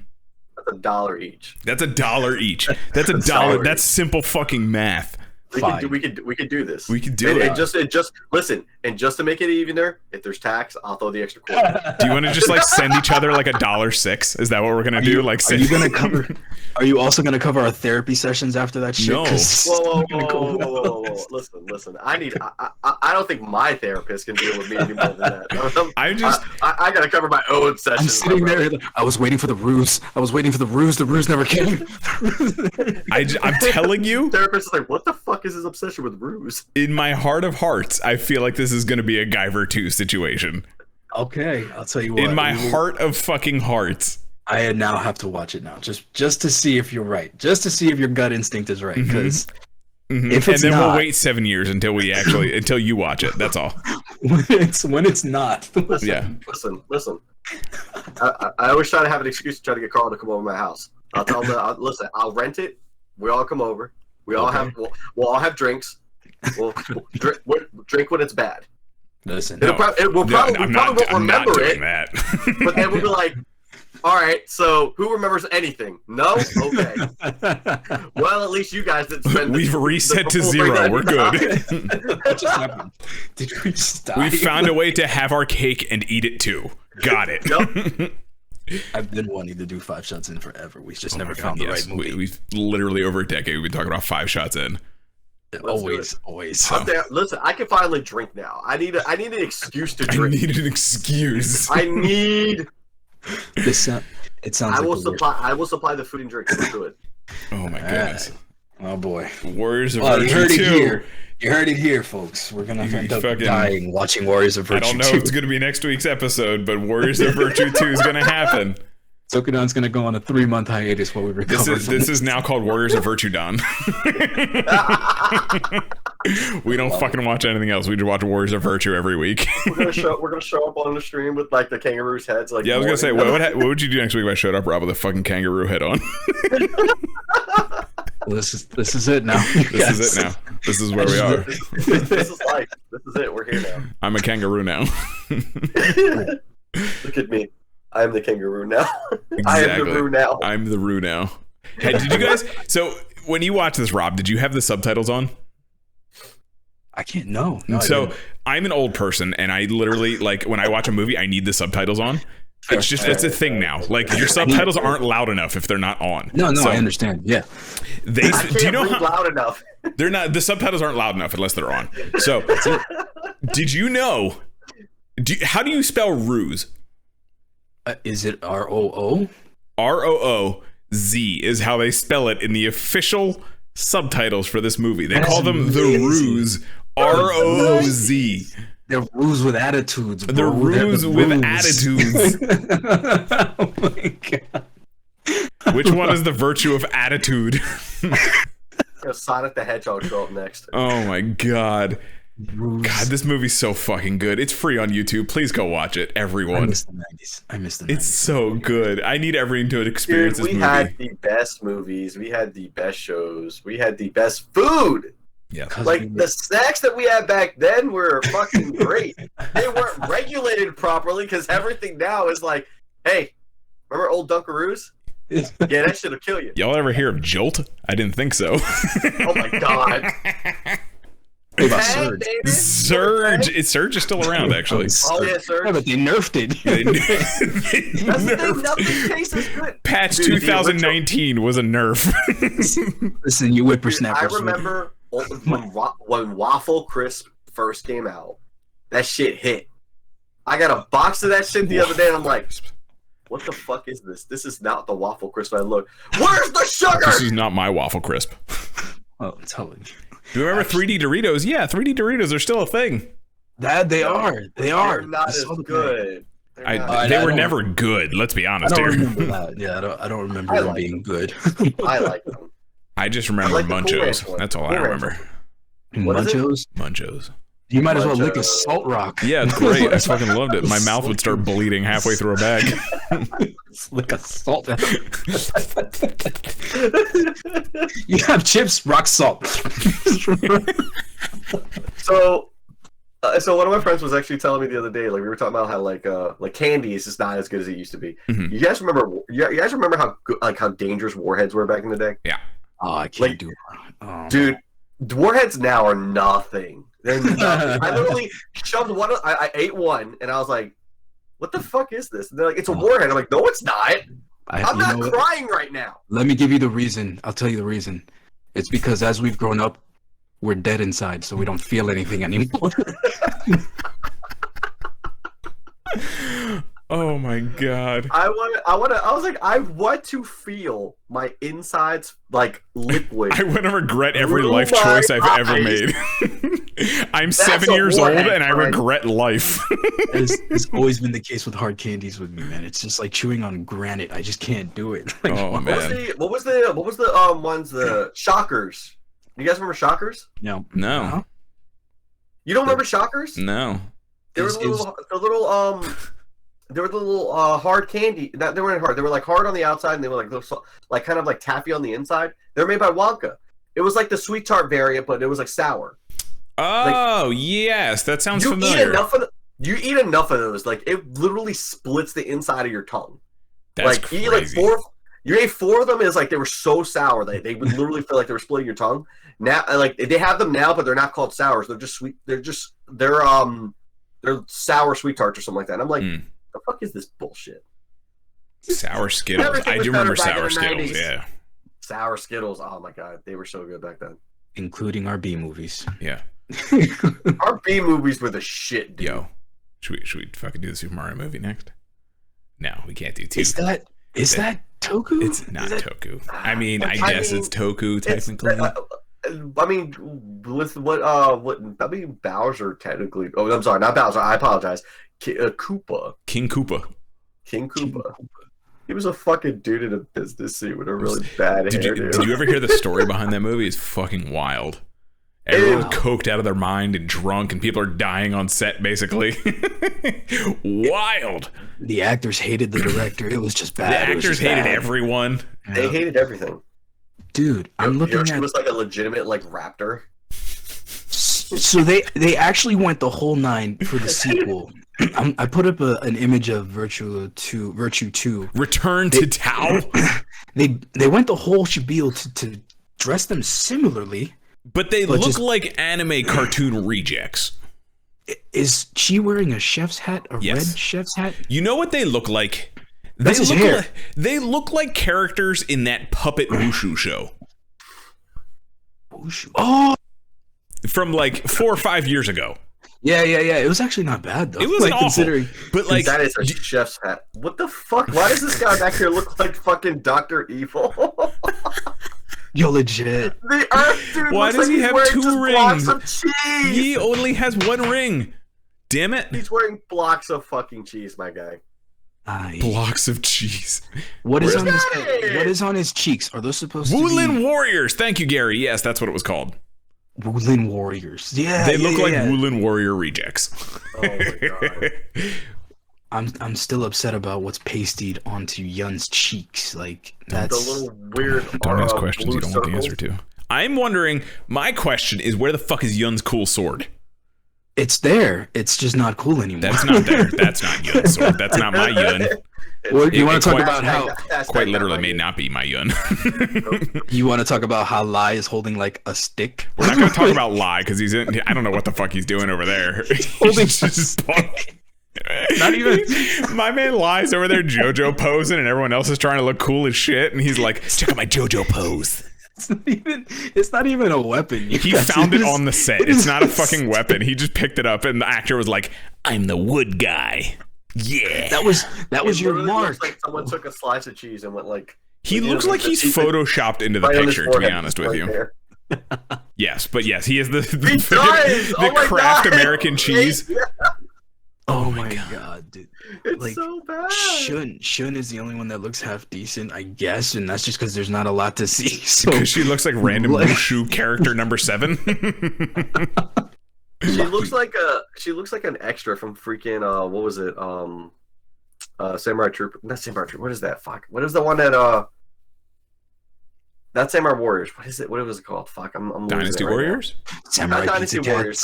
No, not Dynasty Warriors. The other one that's like basically supposed to be Dynasty Warriors, but it's not Dynasty Warriors. It's like Samurai something. Sengoku Basara? No. Samurai something. I don't know. I'm gonna look it up now. Okay. Superhuman Samurai. No. No, it's a fucking game. Gridman. It's a game series. It's called like Samurai something. It's supposed to be like Dynasty Samurai Warriors. Showdown. It's not Dynasty. No, hold on. Okay. Also, Yi, I don't know what's going on, but I think he might be a robot. His face is painted half silver. He might be a robot. Is it half? Oh god, it's not. Yeah, and he has a clamp on his head. It's not Ronin Warriors, Gary, or that fucking Penn and Teller goddamn cartoon you showed us, or whatever the fuck that was. What? You remember when Gary was on here talking about Ronin Warriors, and he showed us that? I think it was Penn and Teller, or no, it was fucking the other two magic dudes, Roy and Samurai Warriors. That's what it was. Oh yeah, Siegfried and Roy. Yeah, Siegfried and Roy. Thank you. Siegfried and Roy. Yeah, it's Samurai Warriors. Yeah, that's the other Dynasty Warriors one. Yep. Yeah, it looks like an extra. Yes. She looks like an extra character from that. I don't hate that she has an actual vine as a whip, though. I'm not hating it. We did our take on Ronin Warriors too. So wait, this guy was in it? The Ares from Xena? He's in it? I'm sorry? Yes, Ares. he's like the main bad guy. I'm pretty sure he's at least the General Grillo. You serious? That's Yeah. amazing. Roman warriors. This guy was awesome. Like, it's unfortunate that he's still not around, but it was. Yeah, he this was pretty apparently good. the last role he had. Seriously? Yeah, it was Ronin. Where's Virtue 2? Oh shit. Yeah. Dogon. Well, yeah, I mean, his how name many, is how many of them Dogon. actually? I'm gonna say how many of them actually had roles after this at all. I mean, yeah, that's a good point. That's a good point. I'd have to watch the movie to tell you. So Oh, I guess we have to now, huh? we have it's to watch happening. it. We have to watch It's Ronin happening. Warriors: The Return to Tao. God. Like, Well, so do you don't- guys want to hear the don't- plot for it? You want me to read you the plot blurb? Yes, Do it. please. Despite only a few years having passed in the real world, many decades have passed in the Tao, the parallel universe from the first movie. The kangaroos have changed over the years, now appearing little different from normal humans. And a new villain, Dogon, seizes control of Tao from its young queen. Ryan Jeffers and his friend Chucky, now 16-year-old martial arts competitors in Beijing, find themselves unexpectedly transported to Tao, where it is shown that they are to become warriors of virtue. Oh my god. So that is the kangaroos, Ew. I guess. Oh lord. So they're not dead. They're just like they just morphed. I into guess actual they just people. I think it, like I said, they were saying something about the Animorph. power. You know, they don't die; they just get reborn, and their power restored in the medallions. I think their power is just locked in the medallions. Oh god, I'm so sorry. I wouldn't I'm be not- surprised if there's like a Force Ghost sequence where they turn into the ruse at the very end. There has to be. But it's just like a bad photo. It's not even a fucking moving anything. If there's not an Just this Master Splinter moment from Ninja Turtles. Yeah, pretty much. there's not going to be an Ababuji in it, so I'm not. Yeah, there's not an Ababuji, so I'm excited. It's gonna be great. Oh god. Oh god. Oh god. Oh god. yeah. Apparently he died while like right after filming this. He was Really? like going onto the set of his next movie essentially and died. Yeah. It was an accident. He Yeah. fell. Yeah, he was climbing something and he fell and died. Climbed over a flimsy prop tower and then fell. Yeah. Yep. Sucks. Yeah. But I remember him as Ares. So Listen, I Kevin don't know. Sorbo. If Kevin Sorbo showed up in this movie, I'd fucking lose my mind. I love Kevin Sorbo. I love Hercules. I love Kevin Sorbo. Hercules. Is Yeah. he not a great person? Let me rephrase that No, then. Yes. Kevin Sorbo lost his fucking mind. So Okay. yeah. Never mind. Yeah, I love Hercules. Hercules. Let's clarify that. I got you. Got your back, bro. I got your back. Xena's fucking great too. I love Xena. Listen, the reason why we watched Hercules was because Xena. But okay. Hercules, also known as not Xena. Hashtag not Xena. Listen, He's male Xena. yeah, just like a good secondary writer, Xena took over the show. True. It's true. She's the Kagami. She's the fucking Kagami. So, Oh no. damn. Speaking of, I heard Keiwa's back. Is that right? I don't know. I haven't watched. I haven't watched any of the episodes, but there's new buckles and things happening. Yeah, I didn't really have any news prepared, honestly. I don't. Yeah, I mean, I have a couple things to talk about. So out of touch with the week. Yeah, that's all good. So we have a couple announcements on Netflix for a couple things coming. Oh yes, Um, yes. Onimusha is coming out with an anime, which kind of ties into what you've been up to lately, right, bro?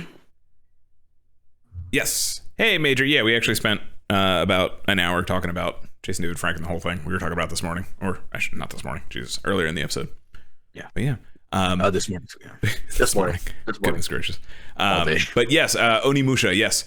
So if you guys didn't know, every Wednesday and also Friday, because I fucking love this series, I'm fucking in. Oh my god, I forgot how much I love this series. I've been playing Onimusha on the channel, and we did some random research, and there is a new anime coming out to Netflix, directed by the one and only Takashi Miike. Oh boy! So you know there's gonna be lots of blood and boobs. Lots of blood and boobs. Takashi Miike more recently did the Immortal Immortal Blade adaptation that was on Hulu. He also did a whole bunch. He's done like over 100 billion movies at this point. Every fucking anime adaptation you can think of from a not mainstream anime, he's probably done the movie too. It's kind of wild how many movies this man has done. And yeah, his thing is like gruesome, disgusting, whatever. He did 13 Assassins. If everyone's ever seen that movie, it's one of my favorites that he's done. Yes. That movie is fucking wild, and he has a way to just bring the ugly out of people that I have never seen a director do. So I'm curious to see how this goes for an anime. I don't know if it's the first anime he's ever directed. I doubt it at this point, honestly. But it would be interesting. And it's Onimusha, so we're going to look at it. Or I'm going to look at it. I guiltily used to remember the only reason I played Onimusha 2 originally was because there was an opening scene where it showed the girl like under a waterfall, and it looked like you were going to see her tits. Yep. They were unapologetic about that scene. They were real. I'm not going to lie to you. I played the whole game, and I was like, I didn't see her boobs. Nope. I played the game was amazing. There are three things. You know, you were woken up to that, and then you immediately were brought into Jubei. That's exactly what I was gonna. That's the only thing I remember from 2. Jubei for the next hour. That and who are you? I am Goku Dantes. Goku Dantes, the greatest swordsman of all demons. And then he shows up again, and he's like, I, Goku Dantes, the greatest swordsman of all demons, will defeat you here, Jubei Yakyu. It's like, why do you need to say that thing every fucking time? Because when you have that name, you have to say it every time. You absolutely have to. He is my favorite character in the franchise. I love Goku Dantes. We were making jokes earlier how we're gonna make Oni 5 and it's gonna be Old Man Yagyu. Yeah. And Goku Dantes is gonna come back. He's gonna come back and be like, I'm Goku Dantes, the second best swordsman in all the demons. Old Man Yagyu. Netflix. How many demon realms are left? Don't worry about it. Don't ask questions you don't want the answer to. you let me in charge of it, they will never end. Yeah. Netflix is also on a roll. They're also bringing back Gamera. Gamera, yes. Yes, guys. So how long has it been since a Gamera was out? The third Heisei movie came out in 2005, 8, something like that. The third Heisei. That would have been the last official movie. There was supposed to be one in 2016, but we never really saw anything of it. We saw a couple shorts. Oh wow, it could have been before 2000. 2006. There you go. See, that's pretty close. Gamera the Brave, 2006. Yeah. So this one is supposed to be straight Netflix. It's gonna be, I guess, next year. So they're already working on it. Yeah. That's fucking. Because there's a guy. Didn't they announce that there was a Godzilla movie coming soon too? So I'm assuming they probably they announced that there's going to be a new Godzilla movie. They actually just released a short little thingy. We talked about it last week, where he fights a Gigan Rex. Gigan Rex, yeah, which is dope. So I also see. So this is kind of falling into technically Toku. Mm-hmm. So let me just bring up a picture real quick. Because Onimusha was super Toku. Well, I mean, technically it's part of our shit, so... Listen, he can bring up Onimusha whenever he wants, okay? Onimusha is allowed to be brought up in any conversation. It's true. You can be at somebody's wedding and just bring up Onimusha. Oh, you want to know something? That was a great moment. I want to strictly... Real quick, I'm sorry, I just clicked on something that's very important I need to mention. Go ahead. So, the director of the last Gamera the Brave, the 2006 movie, he was also assistant director on Black RX, O-Ranger. He was the director in Car Ranger, Mega Ranger, King of Man, Power Rangers Lost Galaxy, Lightspeed Rescue, Agito, Ryuki, Fies, Sailor Moon. That's the live action Sailor Moon, by the way. Kabuto, Den-O, Cutie Honey the Live, Kamen Rider Kiba, Decade, Double, O's, Forze, Wizard, Akiba Ranger, Gaim, Drive, Ghost, Build, Zeo, 01, Zenkaiger, Dawn Brothers, and almost all of the films at some point or another. A lot of the Tysons he did. So he actually did Agito Project G4, Ryuki Final Episode. That's where they do the remix to everything. Paradise Lost he directed. Kamen Rider The Next. Wow. Kiva, King of the Castle, The Demon World. That's the individual Kiva movie. Cho, Kamen Rider Den-O, and the Decade Neo Generations, The Onigashima Warship. Kamen Rider X, Kamen Rider Double, and Decade Movie War. Kamen Rider X, Kamen Rider O's, and Double feature Skull Movie War Core. I know you like that one. Salvage Mice, whatever the fuck that is. And then Kamen Rider X, Kamen Rider Gaiman Wizard, The Fateful Sengoku Movie Battle. That's a personal favorite just because it's cool. And he also did Superhero Senki. So this dude's directed quite a few fucking things. I guess out there. I guess it'll be all right. It'll be all right. So it'll be all right. Should be good. I don't know if he's directing this or involved in the new one at all, but he did direct the 2006 Gamera movie. So my man has been around the block of Toku things. So yeah. I mean, Jesus. if you're gonna give it to somebody, at least somebody who's familiar with the material is a good start. Yep. It's a great start. His name is Ryuta Tasaki. If anyone is interested, Ryuta Tasaki. Yep. Tasaki. Yep. Wow. Okay, that's even better because I was actually going to bring something negative. I don't know if you guys, I haven't seen it yet, but I have seen this. Ironheart. I haven't seen the movie. Design? I haven't seen the movie, but I've seen the design. Mm-hmm. And it is, ooh, I put it up in the Discord. It is the most basic Sentai, even basic for Power Ranger. And I don't know how I feel about it. I don't know. It's also an action figure, and the Legends ones are very hit or miss for me. It is different. It is no different. There's no definition. There's no detail on the suit. It is as plain as it looks here. So, I'm gonna go on the aspect of trying to be positive about it, but I mean, I wouldn't want them to do too much. Mainly due to the fact is it allows more like improvement time for her. Because I mean, as a character, I wasn't like I'm not super crazy about Ironheart as a character as it is. Yeah. So it's like one of those things of like, it's a fine start. Like I also don't want them to try to basically fully on make her like Iron Man 2 immediately. Yeah. Because I mean, Ironheart basically becomes like the Iron Man variant. Yeah. So I did pull the pictures up, but I decided not to just because people may not have seen the movie. So I'm not going to pull those up. Yeah. Oh, too bad. We're a spoiler zone, guys. So, but yeah, K20's mentioning you got to see the movie. It's very Mark 1. I mean, fucking Iron Man started with a literal iron suit. So he built it in a cave. He built it in a fucking cave. So, it is what it is. I'm just not. I can't speak on it honestly because I haven't seen the movie yet, and I really want to. But yeah, so. Not feeling the design, but we'll see. I'm just gonna say optimistic about like the future. Like this one, it's like I wasn't expecting too much. All I know is if we have Ironheart, we're getting Infamous Iron Man at some point, and I am fucking here for Doctor Doom Iron Man. So that's all I know. Doesn't he like destroy the world again? Oh, that's in what is it, Secret Wars or whatever it is when he becomes the fucking Lord of Battle World. He rips Thanos' spine out and melts it. Yeah, that's when he creates like his own. He basically creates his own reality. Yeah. Where he is just God, and literally Thanos shows up. He literally goes and like annihilates half of Thanos' army, and then literally just goes to Thanos and goes. Thanos is like, whoa, we cool. And then he's like, all right, Thanos, listen, I'll tell you what. I will give you back, I will restore your entire army and give you even more. All you have to do is just say that, you pledge your allegiance to say I'm cool. And he was like, I am Thanos. Bitch. You peon, you can't spine ripped out right clean through Thanos. It's like, bro, you didn't even have to say much. All you had to do was say, yeah, you cool. Yep. You stupid. It's one of those moments where they wrote they wrote him so broken that they had to unwrite him in the most ridiculous way possible. You know what I mean? Like, I don't know how familiar you are with it, Carl, but basically he's that brokenly powerful because the Molecule Man gave him the power to do it. And the second that Molecule Man was convinced that he wasn't the best choice for it anymore, they took it away from him. Nice. He was just like, oh, really? He's Richards? Okay, yeah, here you go, Richards. And that was it. They turned Madara into Kaguya without any powers. Like, Bet. It's literally that. That's what's up. Yeah, I mean, it's fine. I don't know. I don't know why we got there. I'm going to blur it out for the YouTube video, honestly. So that's fine. Yeah. Yeah.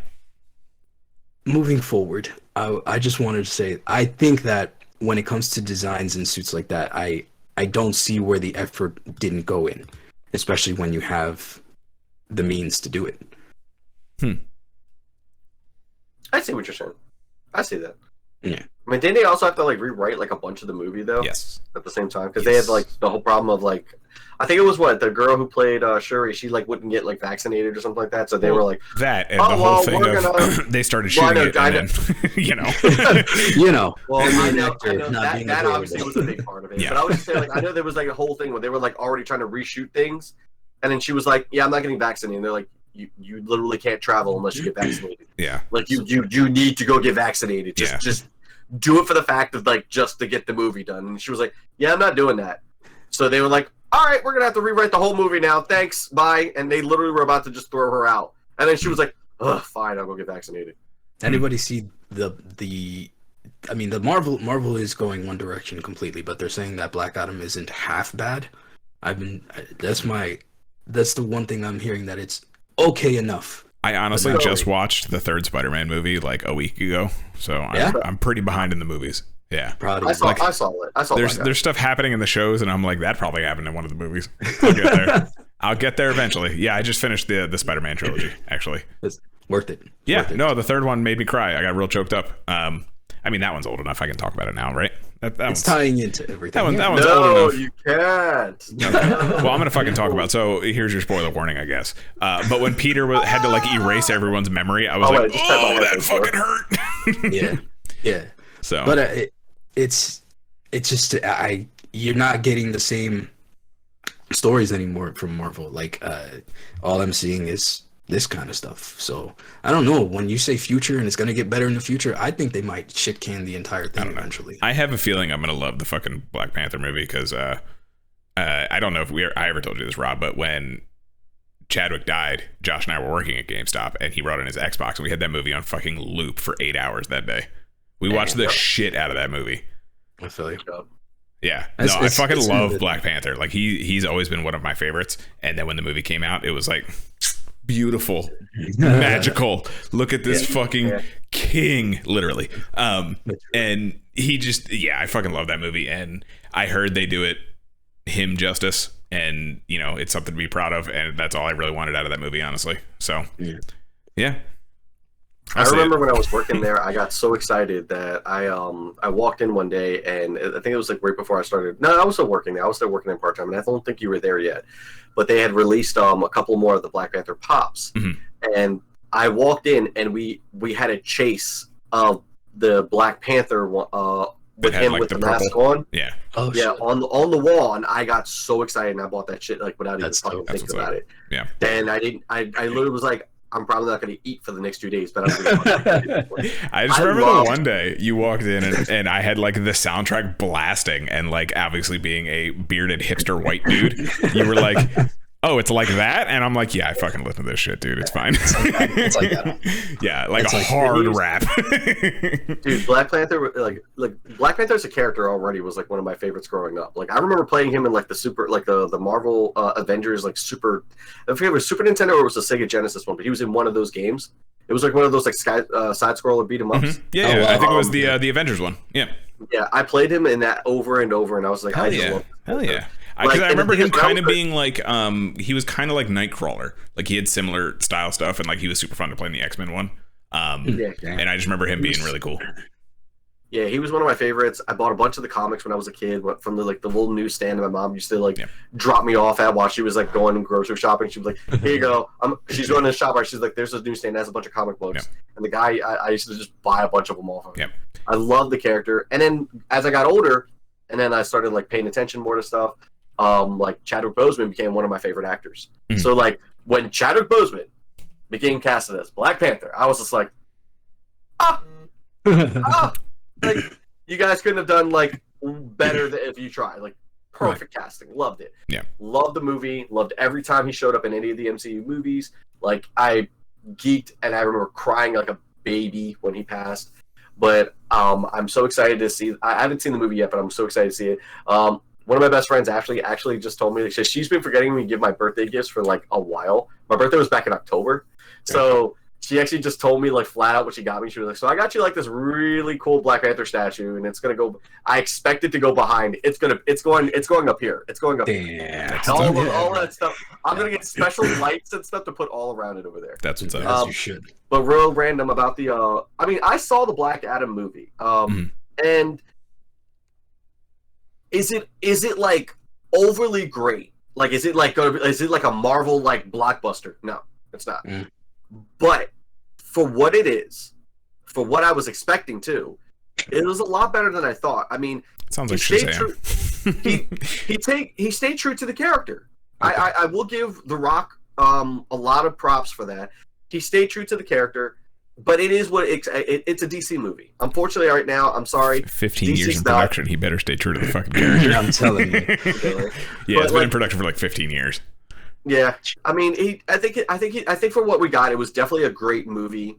Like I said, it's not like a Marvel blockbuster, but it definitely was for what it is. It was very enjoyable. I liked it a lot. I thought it was fun. A lot of good fighting, a lot of good like cameos for a lot of characters. Yeah. The problem right now is nobody knows where the fuck DC Universe is going anymore. Like at first we're like, all right, we're scrapping the whole thing. Then Henry Cavill's coming back as Superman. All right, and Gal Gadot is still Wonder Woman. Like, okay. Yeah. And then Aquaman was like, I'm out. Then he's like, I'm back.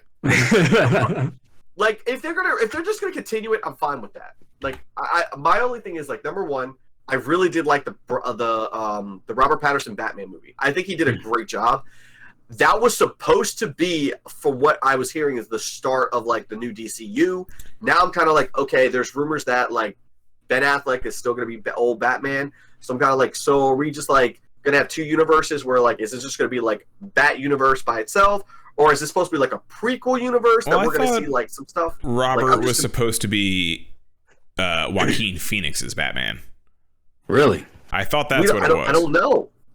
They haven't really said anything further. I don't know if there's like an official thing out there, everywhere. but that was my understanding, that he was kind of like, that was the same universe. Like Joaquin Phoenix's Joker and Robert Pattinson were the same Batman and Joker.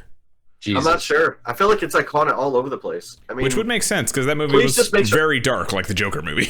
It was fucking. I couldn't believe how dark it was. It was like playing like Arkham Asylum.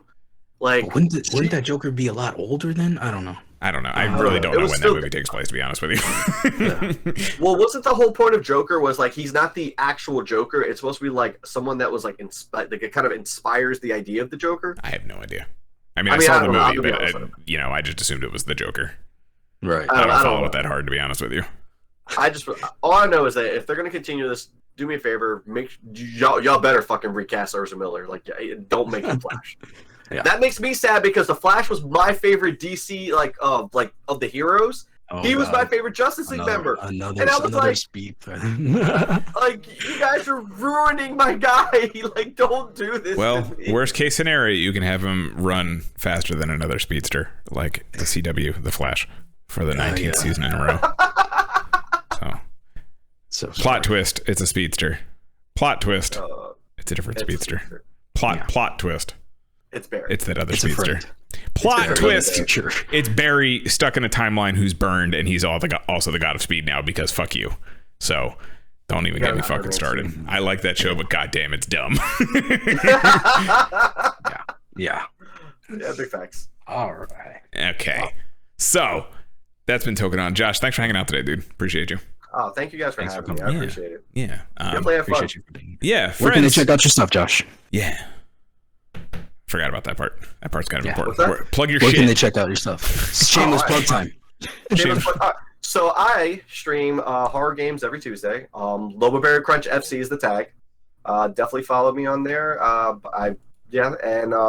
Thursdays are random bullshit video game night with a couple of friends. By bullshit video game, you mean Fortnite? Got it. Well, Dang. Is it really? Oh, great. So we do play Fortnite, but we play Fortnite, but we also play the Fortnite mods, and some of the mods are actually pretty dope. Like they just did this whole Backrooms mod, and it's like a whole different game. It was actually pretty fun. That's cool. So definitely check us out. I also, like Carl, like to play fighting games, and I'm going to be jumping back on that. Hopefully, I can jump online with Carl, and you guys can watch Carl jump on my ass a bunch of times with 16. Yeah. Y'all can't handle the dunks. Okay. You can catch all my stuff at my YouTube channel, 6 Echoes. Send me all your creepypastas at 6echoes.se@gmail.com. I'm always posting some creepy, scary shit because I like that stuff. Other than that, I'm here with Carl talking about anything else. It's not even a fucking Toku show anymore.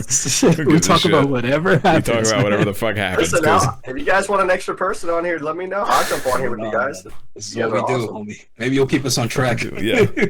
If you're watching live, you know where to fucking find me. I'm here usually Monday, Wednesday, Friday, Sunday, doing some bullshit. Every Wednesday is going to keep being a dead franchise day, I think. So we're finishing Onimusha 4, Dawn of Dreams. We just started that the other day. We finished Onimusha 3. We'll probably find a big bopping stick to get through the game with at some point. That's fine. It helps that his default weapon is a big dumb fucking sword, so that helps. Soki's awesome. Yeah, and I've been going through Elden Ring again, so I'm thinking of streaming that sometime soon because I have a new build in that where I just bonk things with a big fucking sword. Having a blast doing it. So that may happen. I don't know what the schedule is this week. I'll figure it out. You can follow me on twitch.tv/KaijuCarl if you're listening in the audio, or if at KaijuCarl on Twitter if it still exists by the time you hear this. I don't know. See. We'll see. We'll fucking see if Elon Musk hasn't destroyed the entire internet by the time you hear this. So Fucking maniac. Buys the internet and turns it off on us. God, I wouldn't be surprised at this fucking point. So Fucking fantastic. I just want to say one more time, I appreciate all of you. I love you all. Check in on your friends. Y'all are great. Be kind to each other. Deuces, yo.